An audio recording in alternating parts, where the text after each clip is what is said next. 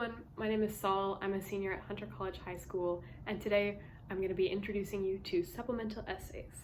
I have 3 main points to go over in this video, 2 of the most common prompts, and a 3rd general genre of Quirky Prompt, and how you should approach each of these. So first off, what are supplemental essays?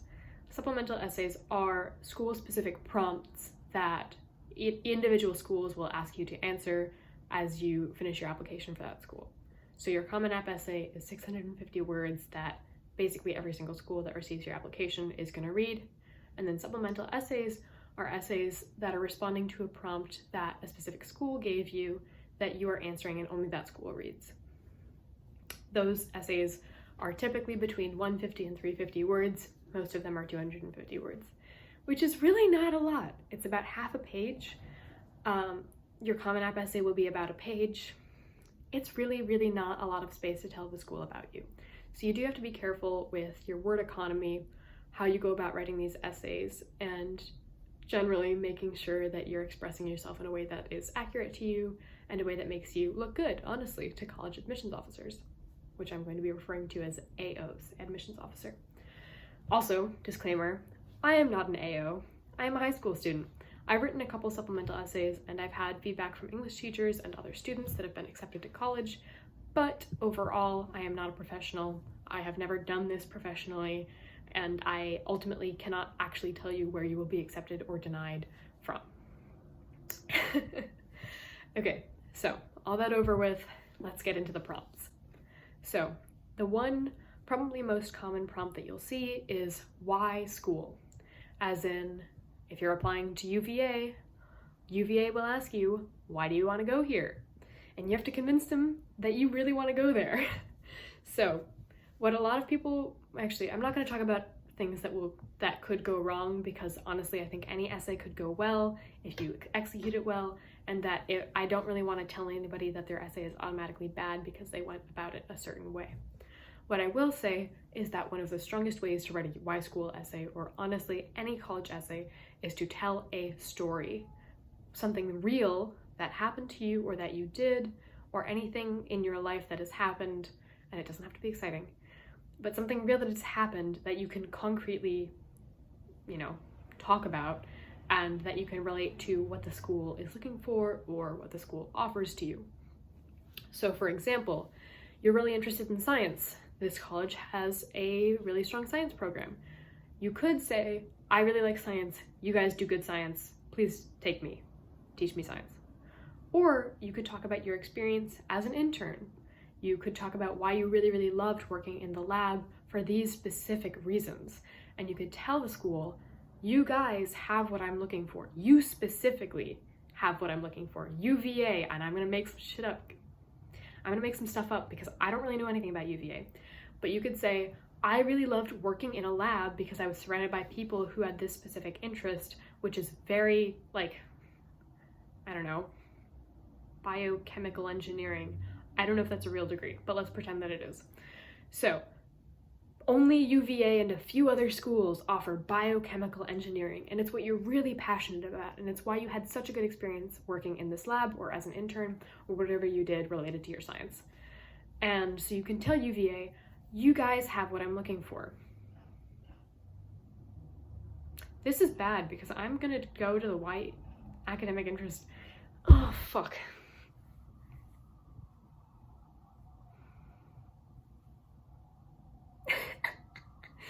Okay, just kidding, we're gonna cut that out. So, the first prompt that I'm going to talk about is the why school prompt. So if you're applying to Swarthmore, they're gonna ask you, actually, I don't know if Swarthmore has this prompt specifically, but a lot of schools do. So I'm gonna say Swarthmore and pretend that I'm right. So Swarthmore is gonna ask you, why do you wanna go to Swarthmore? And you have to convince them that you do actually wanna go and that you'd be a good fit there. So you could talk about their vibe. You could talk about classes that you've had that would relate to Swarthmore or clubs that you've been in that Swarthmore offers, and try and be really specific. If Swarthmore sees you saying that you want a debate club and an English class, they're gonna be like, well, this kid could get that anywhere. We're not really convinced that they want to come here specifically or that they'd be a good fit here specifically. So what you can do is you can go on the school's website, you can look at the clubs they offer, you can look at the majors they offer, which ones appeal to you, which ones you can give concrete evidence of like your interest in, or even just talking about abstractly in a way that shows your passion. You can also watch vlogs that admitted students have made on YouTube of what they enjoy doing, how they got in, describing their essays. Don't copy their essays. I feel like I shouldn't have to say that, but I'm going to. Don't copy their essays, don't try and imitate their essays, but they'll hopefully, if they're a good YouTuber, talk about what was successful in their essay. And you can take notes on that and see if you can emulate that. For example, if the school really emphasizes one particular value, like open-mindedness, then you can talk about a time when you were like forced to be open-minded and it really changed your perspective and it really made you a better person and you were able to do this XYZ really cool things. Whatever. And it also, really cool is subjective. It doesn't have to be super impressive, but it does have to be something that you can show your passion for. You have to convince them that you enjoy doing those things and that you would enjoy doing those things at their school. And this kind of leads into the next topic, the next prompt, which is why major, or what's your primary academic interest. So you do have to be careful to not repeat yourself. A lot of people talk about an academic interest that they're very passionate about on their Common App, or write a whole other essay for a separate prompt that's about their academic interest, and then they're like, oh crap, I have to write an essay again about the same topic. So you should be careful, you should skim prompts, all that, before you write any of your essays to make sure that you won't be repeating yourself in your application. You don't have that many words, you need to make sure you're saying a different thing with each essay. So, academic interest. Why major? Talk about experiences that you've had that relate to this major, how you loved them, what you learned from them, how you want to apply them, how you want to pursue them, anything. And always concrete evidence will be more convincing than a hypothetical, but if you can write a really good hypothetical that is based in your experience, then go for it, honestly. I think you can do it. I have faith in you. Yeah, and your academic interest doesn't have to be something like typical, like science, or it doesn't have to be, a class that you've taken. It can be really honestly anything that you've pursued in a club or in an extracurricular or in a, summer thing that you did. It doesn't have to be like a classic academic interest. It can be anything that you're passionate about that has some kind of scholastic tie or academic tie. Like, don't say track, but you could talk about a writing club that you were in. You know what I mean? Or you could talk about a political activist club that you were in that relates to your interest in a history degree or a poli-sci major. Something like that. So, the next prompt is actually not a prompt itself, but a genre of prompt, and that is the Quirky Prompt. So, most commonly associated with UChicago, so that's what I'm going to talk about. UChicago has some really weird prompts. Like, is a hot dog a sandwich? Like, they would ask you. That might be a real prompt that they offer. And there's a wide range of prompts that you can choose. Generally, they're weird questions that you probably wouldn't get from another school and wouldn't expect to have on a college essay. So, if you're thinking of applying to UChicago or any school that offers these kinds of prompts based on some other reason, and you get to these prompts and you're like, damn, I really don't want to write this essay. I am not, this doesn't appeal to me at all. This kind of writing doesn't appeal to me. I really don't like writing in this kind of voice, or I don't like writing these kinds of prompts. That could tell you a lot about whether or not you would enjoy going to that school, because the AOs are going to pick people that really like the vibe that they put out there, which includes the questions that they put out there.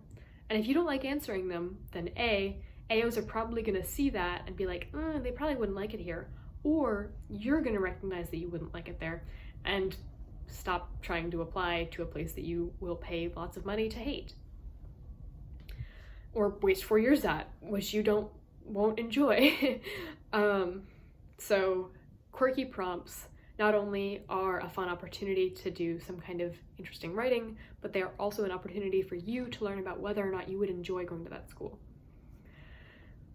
That's about it. I mean, there's a couple other things that I could say about supplemental essays, like if you're writing a really short one, like 150 words, and you have a lot of things to say them, and then go back and cut it down. You'll realize, hey, actually, it didn't actually take that many words to say what I needed to say. Or you'll go on a really long tangent, and you'll realize, hey, maybe I should write my essay about this instead. Honestly, that's what I can say. Don't immediately restrict yourself to the word count. Go over it, and then go back under it. That way, you'll get a better essay, and you'll get a more condensed rather than cut short essay, which is more satisfying to read. It feels more complete. It's just better. It's a better way of getting them to know you. And that is it. They want to know you. These essays are not for you to flex, although it can't hurt to like mention something cool that you accomplished. Ultimately, this is about them getting to understand who you are as a student, who you are as a friend, who you are as a person, who you are as a club member or as a club president, or anything at all, as a writer, whatever. They just want to know who you are that wouldn't be reflected in other parts of your application. It also can't hurt to tie the other parts of your application together. So if all of your extracurriculars are mathematics related and your academic interest is not mathematics, or if none of your essays even mention math, but it's everywhere else in your application that you're a really strong math student, they're gonna be like, what's going on here? You know, like it helps to have a cohesive character that is reflected once again in your essays. And don't panic if your essays are really out there, because you may have done it really successfully and it may have given them a super interesting insight into who you are as a person that, you know, a really good SAT score wouldn't have shown them. But it can't hurt to be one person that they can get an overall view of that is not disjointed or discontinuous or confusing. Like, how could this one person have written this essay if they show interest in all these other things? So there you go. Those are my tips on writing a supplemental essay. Good luck with your college applications. If you're watching this and you just submitted an application, or if you're watching this and you've already written your essays because the deadline is tonight, I don't know when this is going to be posted. Might be posted November 1st or October 31st. But don't panic if I said don't do something and you did, or don't panic if I said do something and you didn't. It'll be fine. You will be okay. If you get in, you get in. If you don't get in, you don't get in. This is not going to make or break your life. You can continue living if you don't get into UMich or whatever school you're aiming for. I promise, I promise. I'd ask like any adult about where they thought their life was going to be when they were a senior in high school. I promise you it's not going to be where they are now. Well, maybe for a couple people, but for the most part. All right. I think I've said enough. Bye-bye, everyone.